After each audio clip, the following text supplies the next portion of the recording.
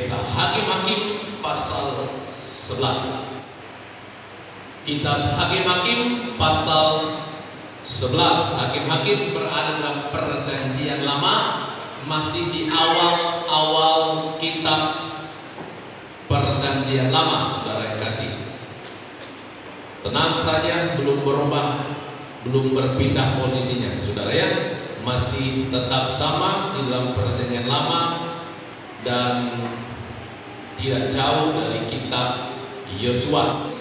Pasal 11 saya akan mulai dari ayat yang pertama. Hari ini saya akan beri judul mengampuni. Ya. Hakim-Hakim pasal 11 ayat 1. Adapun Yefta orang Gilead itu adalah seorang pahlawan yang gagah perkasa, tetapi ia anak seorang perempuan Sundal. Ayah Yefta ialah Gilead. Sampai di situ. Juga istri Gilead atau ayahnya melahirkan anak-anak lelaki baginya. Setelah besar anak-anak istrinya ini, maka mereka mengusir Yefta. Katanya kepadanya, engkau tidak mendapat milik pusaka dalam keluarga kami, sebab engkau anak dari perempuan lain. Inilah kita saudara, luar biasa. Dia tidak hanya menceritakan hal-hal yang baik dalam antara kutip hal yang manis saja, tapi kita lihat dalam pembacaan kita, saudara, seorang yang namanya Yefta diangkat menjadi hakim, saudara. Dia punya background keluarga yang, saya mau ngomong juga nggak enak, ya. Kalau mungkin bahasa sekarang, suami atau Gilead ini punya selingkuhan, punya istri simpanan. Namanya kita nggak jelas, yang jelas hasilnya adalah Yefta, ya kan? Istri sahnya melahirkan anak-anak lelaki yang lain, besar semua, sama-sama besar. Anak-anaknya bilang, usir di Yefta, kamu nggak layak, kamu nggak bisa dapat bagian dalam warisan yang ada, karena kamu bukan anak asli, anak kandung dan sebagainya. Saudara lihat bagaimana situasi kondisi yang dialami Yefta.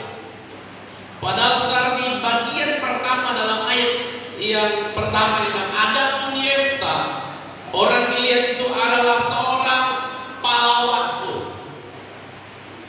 gagah perkasa. Ia pahlawan, saudara, ia gagah perkasa, tapi dia punya background keluarga nggak benar. Ibu dari wanita yang nggak benar, hasil persundalan. Saya nggak tahu hidupnya Yefta hari-hari saat itu, saudara. Kalau zaman sekarang mungkin dibully, saudara-saudaranya mungkin sudah bilang ejek, mulai dari kecil sampai besarnya mungkin dah hari-hari terima ejekan. Anak haram lah, anak gak benar lah, pokoknya semua perkataan mungkin yang sudah disampaikan saudara-saudaranya, orang-orang sekitarnya, membentuk seorang Yefta menjadi orang yang punya dendam, sakit hati. Mau beda mau tahu? Pernah ngobrol, saudara baca ya. Siapapun gitu ya, kita juga manusia biasa, saudara. Dia bukan manusia super bukan. Dia bukan manusia baja yang nggak kenal perasaan, enggak. Dia punya perasaan, dia punya hati. Ketika dia mengalami semua ini, saudara, siapapun itu, dia pasti mengalami apa namanya sakit hati, apa namanya kecewa. Mungkin dia kalau zaman sekarang berkata, kenapa saya harus lahirkan dari keluarga seperti ini, kenapa saya harus punya orang tua seperti ini. kalau tahu banyak hari-hari ini anak-anak merasa tertolak, saudara. Banyak anak-anak yang merasa tertolak. Saya baru baca satu artikel, ada seorang wanita, saudara, yang memutuskan akhirnya menyukai sesama jenis. Dia sudah menikah 3 kali menikah, tapi selama pernikahannya 3 kali dia mengalami sakit luar biasa, dikecewakan, dan pada akhirnya dia putuskan untuk menyukai sesama jenis.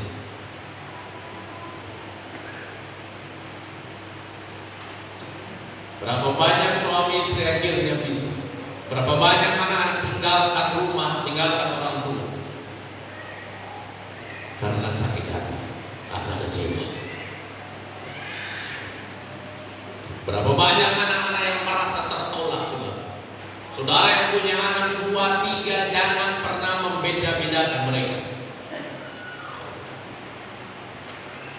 Jangan selalu bilang, aduh kamu nggak sama seperti kakakmu, atau sebaliknya, kamu ini nggak sama seperti adikmu. Adikmu itu loh juara 1 terus, kamu aduh juara 1 dari belakang, ya kan? Sering dibanding-bandingkan, saudara. Saya ingat satu kesaksian seorang pastor, namanya Pastor Eko apa gitu, ya.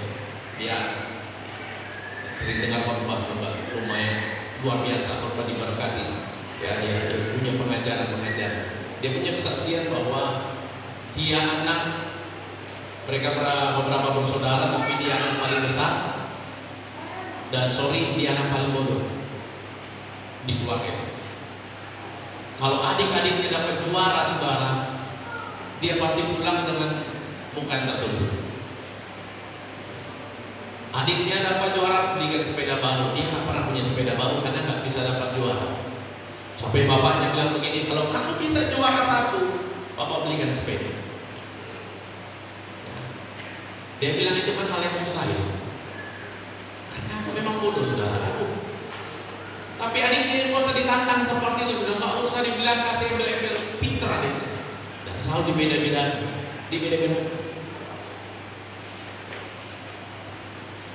Bisa saja dia ambil keputusan, dia bilang untuk tinggalkan rumah. Bisa saja dia membenci orang tuanya. Bisa saja dia membenci adiknya, sudah bisa. Tapi keputusan akhir dia ambil bahwa semua atas izin Tuhan, dan dia lakukan, dia buat sesuai dengan apa yang Tuhan mau. Dan pada akhirnya dia ambil keputusan untuk menyerahkan dirinya untuk melayani Tuhan. Terakhir dia berkata gini kepada ayahnya, dia sudah dewasa, ayah sudah tua. Ini anakku yang dulu tuh di sepeda harus dapat juara 1, dan itu hal yang mustahil. Anak yang kau bilang bodoh, anak yang dibilang nggak pintar dan sebagainya, tapi anak yang bodoh ini, anak ini yang mengangkat derajat keluarga. Kita lihat Yefta seperti apa. Saya nggak tahu saudara hari-hari ini, apakah kita ada mengalami situasi kondisi seperti Yefta. Kita udah bekerja baik, kita melakukan yang terbaik, tapi dipandang sebelah mata. Kita udah berbuat yang terbaik, tapi tidak ada satupun yang memandang kita kecewa. Berapa banyak anak muda kecewa hari-hari ini? Saya nggak tahu. Saudara yang mengalami, dan berapa banyak suami kecewa, istri kecewa kepada suami, atau adakah anak-anak di dalam ruangan ini yang kecewa kepada kedua orang tuanya? Kita mau belajar dari ayat. Kita lihat ayat yang ketiga. Maka larilah Yefta dan saudara-saudaranya itu, dan diam di tanah Tob. Bayangkan saudara, saking udah nggak kuatnya dia, tinggalan keluarga yang selalu mungkin membuli dia, yang memfitnah, menjelekkan, semuanya mungkin bahasa dia terima, nggak tahan, saudara, manusia biasa. Makanya banyak hari-hari ini suami istri cerai.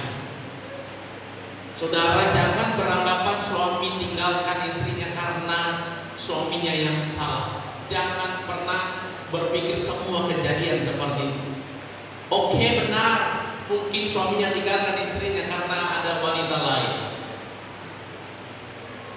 Tapi ada bagian yang kecil saudara kita sering lupa. Ada banyak suami tinggalkan istrinya karena nggak tahan tinggal sama istri. Ada banyak istri tinggalkan suaminya karena nggak tahan tinggal sama suaminya. Bukan karena istrinya yang bermasalah atau bukan karena suaminya bermasalah, tapi karena pasangan yang bermasalah. Tapi salah juga kita jangan pernah berdoa untuk dilupakan. Terkadang kita salah berdoa.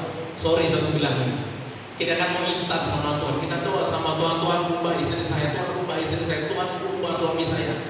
Dia bukan Power Rangers, dia bukan Satria Baja Hitam, dia bukan Superman yang tiba-tiba Tuhan rubah dia terus berubah. Nggak bisa. Mulai dari kita sendiri. Lebih Tuhan rubah dia, terlebih rubah saya.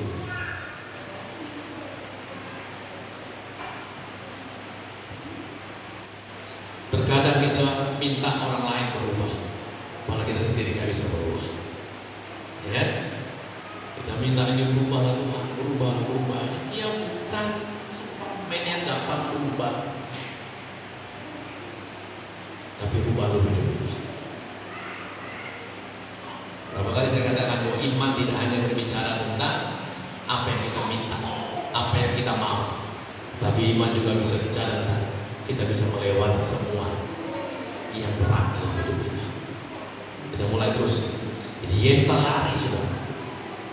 Di sana berkumpullah kepadanya petualang yang pergi merampok bersama-sama dengan dia. Ini bahaya saudara, orang dan kumpulan sakit hati kumpul, waduh, udah deh bahaya. Ini kumpulan sakit hati semua nih. Nah, termasuk Yefta ngumpul sama siapa? Perampok. Otomatis pekerjaannya pasti merampok. Dan ada yang lain. Yang keempat, beberapa waktu kemudian Bani Amon berperang melawan orang Israel. Dan ketika Bani Amon itu berperang melawan orang Israel, pergilah para tua-tua Gilead menjemput Yefta dari tanah Tob. Gilead nama ayahnya dijadikan nama daerah. Berarti Gilead atau ayahnya bukan orang sembarang.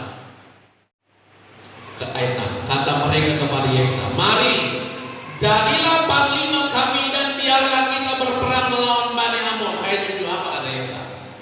Ya, jelas sekali Yefta bilang apa? Tapi kata Yefta kepada para tua-tua itu, bukankah kamu sendiri yang membenci aku?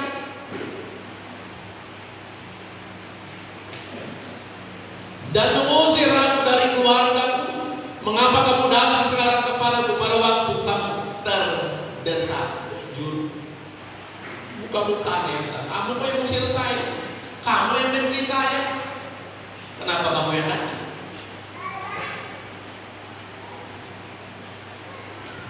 Kita udah dikecewa, kita mungkin sudah difitnah, kita dibenci orang, giliran ada masalah datang sama kita minta bantuan. Coba.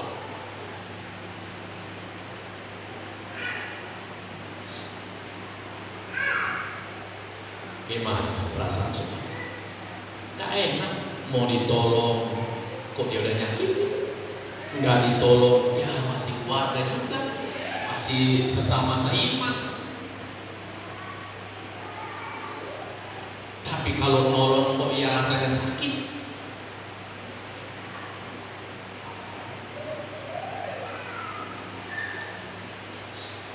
Yefta artinya pejuang.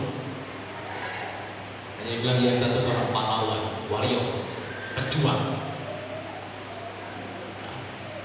Yefta adalah seorang prajurit Kristus yang memiliki kekuatan dalam mengampuni. Ini yang kita pelajari. Meskipun dilahirkan situasi yang menyakitkan, dilahirkan dalam kondisi keluarga yang enggak enak, tapi dia punya kekuatan untuk mengampuni. Kita mulai belajar bersama. Apa yang Yefta lakukan? Apa sih yang Yefta tindakan Yefta? tadi. Yang pertama kita lihat, Yefta berani menyatakan kebenaran, mengungkapkan sakit hati dengan benar, tidak menendam, namun juga tidak protes. Dia berani menyatakan. Itu kita baca tadi. Kamu datang sama saya, kamu yang membuat masalah, kamu yang mengusir saya, kamu yang benci saya. Kenapa kamu datang waktu kamu terdesak? Yefta berani mengungkapkan kebenaran, walaupun itu sakit. Ada banyak orang sakit hati dipendam. Ada banyak orang yang mengalami kecewa, pendam, simpan, bahkan berlama-lama, bahkan bertahun-tahun. Sakit itu berubah menjadi kepahitan. Ini yang bahaya.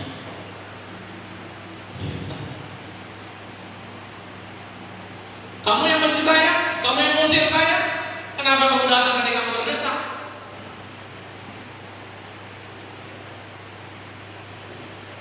Berani mengungkapkan.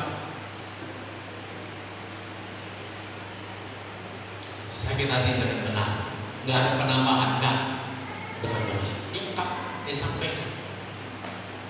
Ini yang terbuka. Saudara, apapun yang saya saudara alami, berani sampaikan. Pertama sampaikan sama Tuhan. Saudara nggak perlu simpan. Saudara nggak perlu pendam berlama-lama, berlarut-larut. Nggak usah. Mungkin hari ini ada kau yang sakit hati dengan orang tuamu, sampaikan sama Tuhan. Terlalu sakit, minta Tuhan lepas. Kalau benar orang itu di depanmu hari ini, sampaikan.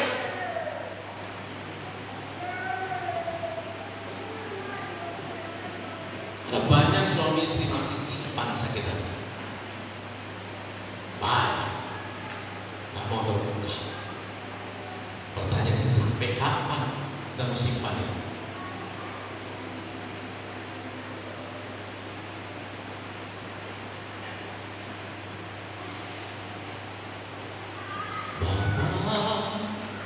Sentuh hatiku, ubah hidupku menjadi yang baru. Seorang anak perempuan, saya bilang maaf, diperkosa ayahnya. Stres, gila, ditaruh di rumah bagian belakang, buatkan pondok, dipasung. Karena berontak ingin membunuh ayah, dipasung kedua kaki. Salah satu temannya datang kunjungi dia, kunjungi, dan terakhir dia bilang, maaf saya nggak bisa kunjungi kamu lagi. Saya harus pindah ke kota, saya harus melanjutkan sekolah. Yang dipasung ini dia punya satu keinginan, lepas pasung ini cuma satu yang harus saya lakukan, bunuh ayah saya. Nggak ada yang lain. Saya bisa lepas dari ikatan yang belenggu ini. Saya coba mengambil satu tindakan, bunuh ayah saya. Dan dia sudah menghancurkan hidup saya. Satu buat waktu, tiba-tiba mungkin udah saking karatannya, udah saking lamanya, gembok pengikat rantai kakinya sudah terlepas. Begitu terlepas, bebas, dia mau melangkah, dia mau ngambil satu benda tajam, mau pisau, mau apapun, saya harus datangi ayah saya dan saya harus bunuh dia saat itu. Cuma itulah pikiran. Tapi sebelum dia keluar ruangan kecil itu, sudah, sebelum dia keluar ruangan itu, ada satu cahaya yang terang menerangi. Dia nggak bisa lanjutkan perjalanannya, cuma tersungkur, sudah. Dan dia mendengarkan suara, hai anakku yang kukasihi, aku sangat mengasihi engkau. Lepaskan pengaruhnya. Seketika itu dia cuma bisa menangis. Mungkin berontak dalam hati, tapi suara itu terus kata, lepaskan pengampunan, lepaskan pengampunan. Ketika itu dia berkeputusan, Tuhan, aku siap, aku lepaskan. Jalan keluar nih ketemu ayah ketakutan sudah. Dia cuma tersungkur di bawah kaki ayah, dan dia berkata, aku mengampuni engkau. Aku lama dia telepon teman yang udah sekolah, ketemu saudara, muncullah lagu Bapa sentuh hatiku, ubah hidupku menjadi yang baru. Hanya Tuhan yang bisa mengubah saya semua. Yefta, dia berani mengungkapkan ini kebenaran. Saudara mau bereskan sekarang, puji Tuhan. Kalau enggak, saudara pulang ke rumah. Kalau ada suami istri yang masih menyimpan dendam, bereskan. Istri jangan takut untuk mengungkapkan kebenaran. Hai suami, jangan takut mengungkapkan kebenaran. Sampaikan. Walaupun itu menyakitkan hati, tapi kita harus belajar melepas. Bahkan ada anak-anak hari ini, saudara, yang menyimpan sakit hati dalam kepala orang tuanya. Pulang sebentar, sampaikan, telepon orang tuanya. Katakan, aku melepas, karena mungkin pernah sakit hati.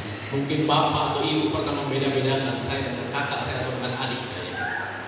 Di hari ini, saya berkata, aku mengampuni engkau. Aku mengampuni mereka. Yang kedua, ayat yang ketiga bilang apa? Maka larilah Yefta dari saudara-saudaranya. Ia mau bangkit dari kegagalannya. Kalau dia terus tinggal di situ, saudara, maka akan semakin banyak hal yang jelek, yang jahat, yang tidak baik yang akan dilakukan Yefta. Yefta dia bangkit sama ketika tua-tua Israel datang kepadanya. Apakah dia tinggal diam? Dia tidak.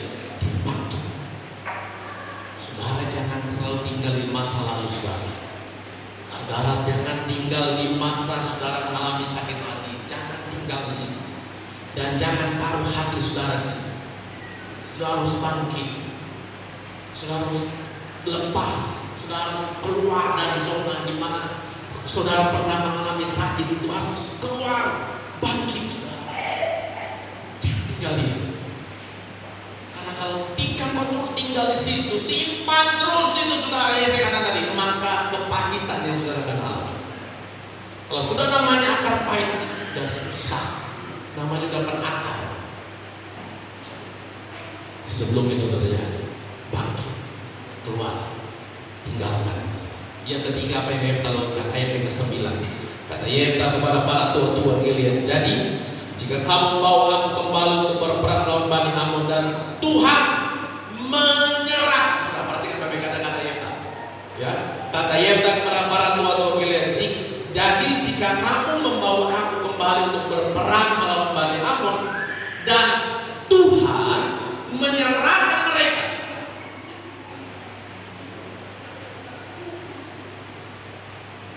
Saya simpulkan, Yefta tetap sadar bahwa Tuhan mengasihi.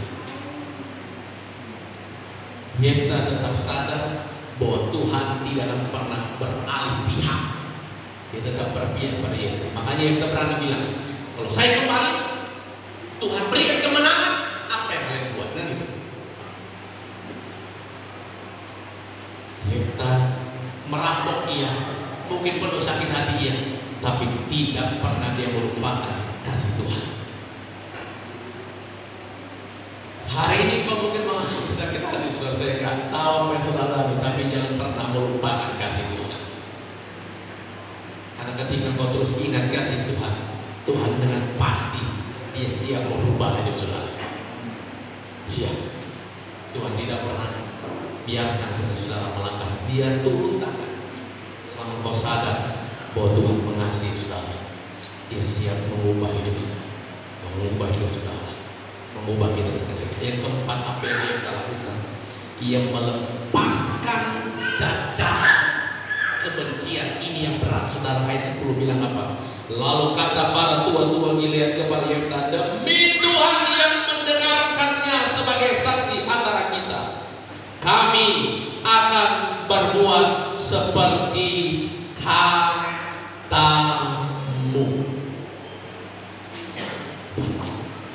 Dia nggak mau terus dijajah oleh kebencian. Saya nggak mau terus dijajah oleh rasa kecewa. Saya harus melepaskan. Lepaskan. Saya nggak mengerti. Saya kali saya bilang saya nggak ngerti, tapi saya merasakan.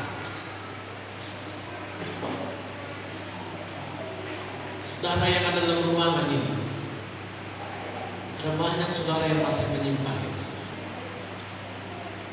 Banyak. Ya, saudara harus lepaskan.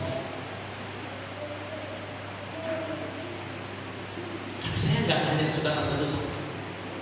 Saya mau tanya, Pak, nyimpan sakit hati, Bu, nyimpan sakit hati. Tapi saya bisa ngerasakan, saudara, banyak kita yang masih menyimpan, dicacah oleh rasa kecewa dan sakit hati, dan susah untuk mengampuni. Terlalu sakit kita rasa. Yang kelima, apa yang Yefta lakukan? Yefta hanya bisa berserah sama Tuhan. Coba lihat ayat 11. Maka Yefta ikut dengan para tua-tua Gilead, lalu bangsa itu mengangkat dia menjadi kepala dan panglima mereka. Tetapi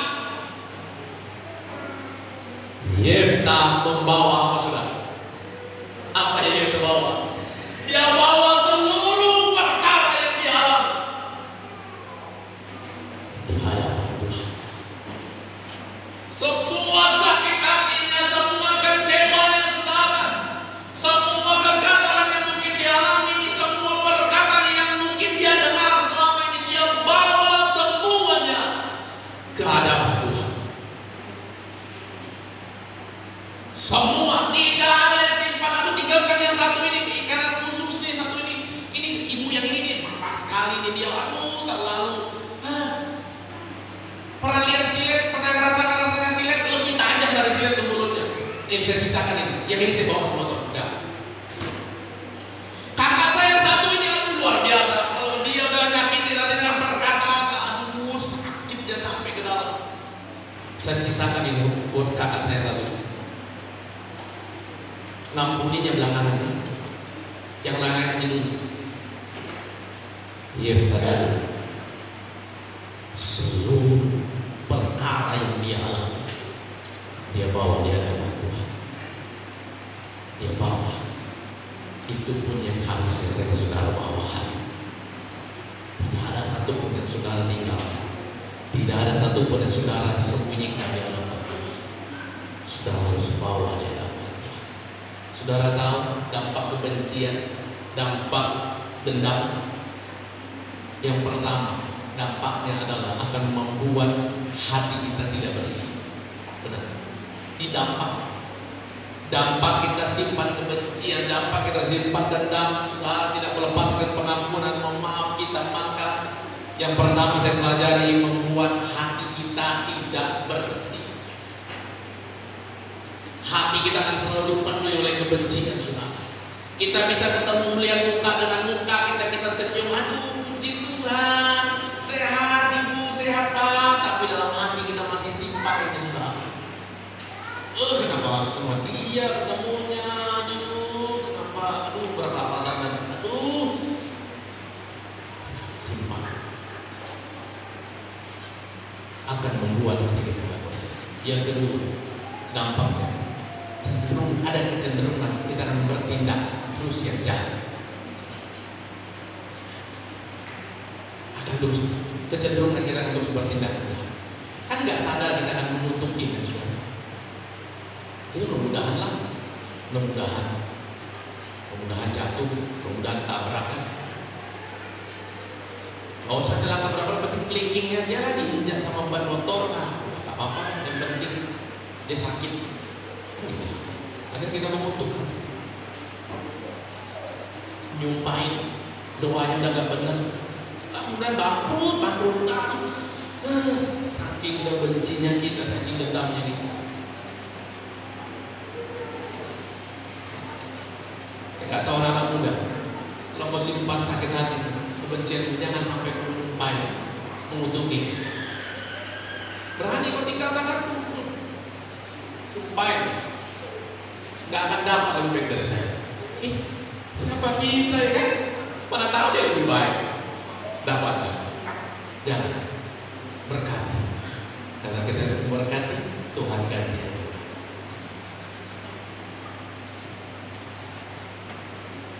Namanya anak muda sih.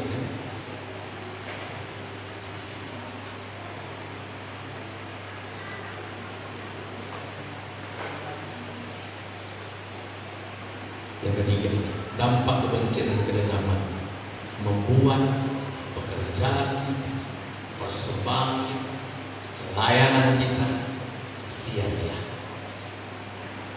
Ingat, Tuhan lihat hati loh. Kita mau sehebat apa saudara yang pelayanan berdiri di mimbar, sehebat apa saudara jemaat berdiri tepuk tangan, angkat tangan, orang lihat, luar biasa, ibu ini, bapak ini tuh kayak malaikat lah udah puji Tuhan. Tapi udah keluar malaikat hilang.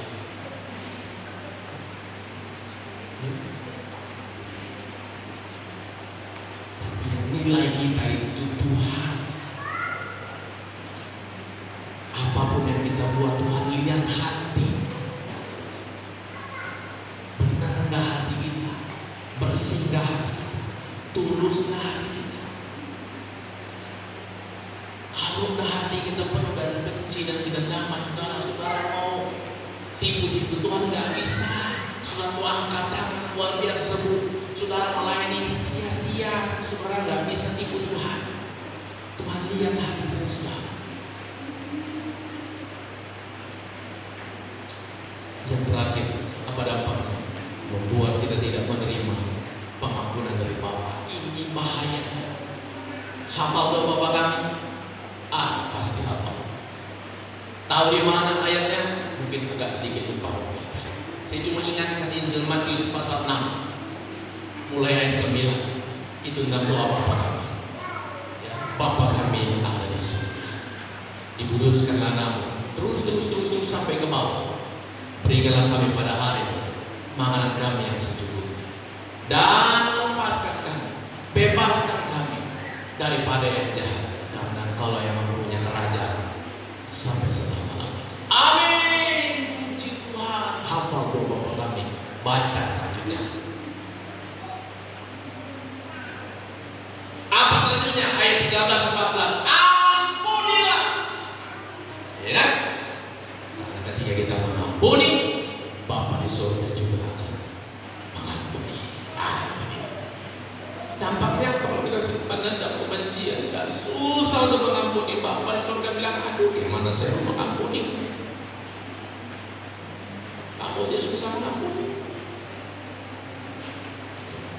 Ini dampak. Jadi kalau begitu, kita mau belajar seperti Yefta. Yefta dari background keluarga yang kaya. Dia mungkin di dalam lingkungan keluarganya udah dibenci, lingkungan keluarganya dia dibully, saudara udah dikatain semua mungkin yang buruk, yang jahat, dan selalu sakit di dalam hatinya. Tapi apa yang terjadi? Yefta, dia bangkit, dia datang kepada Tuhan, dia serahkan semua perkaranya di hadapan Tuhan, dan yang terjadi, Tuhan memulihkan Yefta sesuai dengan namanya. Yefta adalah pejuang, Yefta adalah pahlawan yang gagah perkasa. Dan pada akhirnya bukan saudara-saudaranya yang menjadi hakim bagi bangsa Israel, tapi Yefta yang mungkin dipandang sebelah mata, Yefta yang mungkin dikucilkan, Yefta yang tadinya dibenci dan diusir, saudara. Yefta inilah yang memimpin satu bangsa menjadi hakim di sana. Saudara, saya nggak tahu apa yang saudara alami hari ini. Tapi kalau kau mau lepaskan, ini langkah awal saudara. Buat apa sih Yesus turun ke muka bumi ini kalau dia tidak memberikan pengampunan? Buat apa sih dia mati di kayu salib? Ya, buat apa semua itu dia lakukan? Kalau bukan untuk menyelamatkan saudara, memberikan pengampunan bagi saudara. Tapi kalau sampai hari ini pun kita masih susah melepaskan pengampunan saudara, bagaimana karya Tuhan bisa terjadi yang terbaik bagi saudara? Bagaimana karya Allah yang hebat itu bisa Tuhan nyatakan bagi saudara? Kalau kita masih ada penghalang, apa menjadi penghalang kita dengan Tuhan? Alkitab bilang segala kejahatan dan dosa ada penghalang. Saudara, kita pukul-pukulan sini orang tahu, oh salahnya dia berantem lain. Mungkin kalau ada satu bapak dia ngomong keras, dia ngomong mungkin hal yang menyakitkan, orang lain lihat, oh ini nih karena omongannya. Dia kan maling ayam, orang tahu kejahatannya, dia maling ayam, dia korupsi.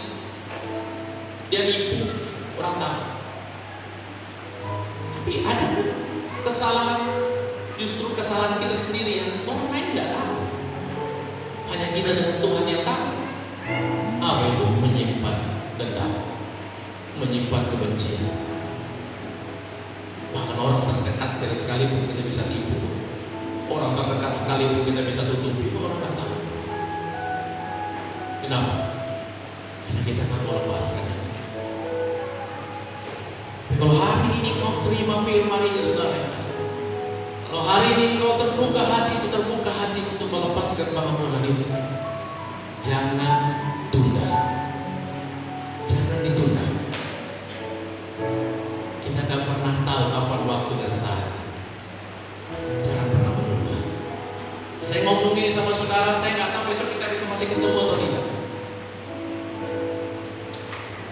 Ya, sore kita masih bisa ketemu apa tidak? Saya nggak tahu. Tapi hari ini kita mau bereskan. Bahkan di depan mimbar ini saya berkata, kalaupun ada kesalahan saya yang saya perbuat di hadapan jemaat, saya minta maaf. Saya mohon maaf. Saya minta maaf pada jemaat.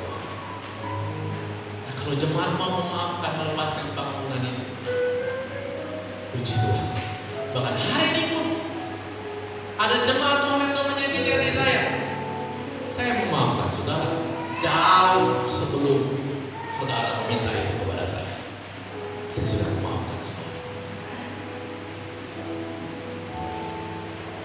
Sama ketika saya datang kepada Bapak saya di surga, Bapak, saya punya banyak kesalahan tadi, saya punya banyak kesalahan beberapa waktu ini.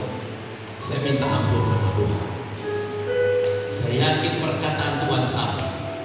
Sebelum mulutmu meminta maaf, sebelum mulutmu meminta ampun, aku sudah terlebih dahulu, jauh sebelumnya, aku sudah mengampuni. Amin. Ini yang harus kita lakukan. Saya tantang saudara, supaya tidak ada yang mengikat saudara hari ini. Saudara jangan terus mau dijajah oleh kebencian, oleh dendam. Jangan mau. Saudara harus lepas. Pendetanya sudah nggak ada di sini. Sebut namanya dalam hati. Kau berkata Tuhan, atas nama ini dia sudah begitu menyakiti diri saya. Hari ini saya membebaskan. Yang membelenggu saya mau melepaskan.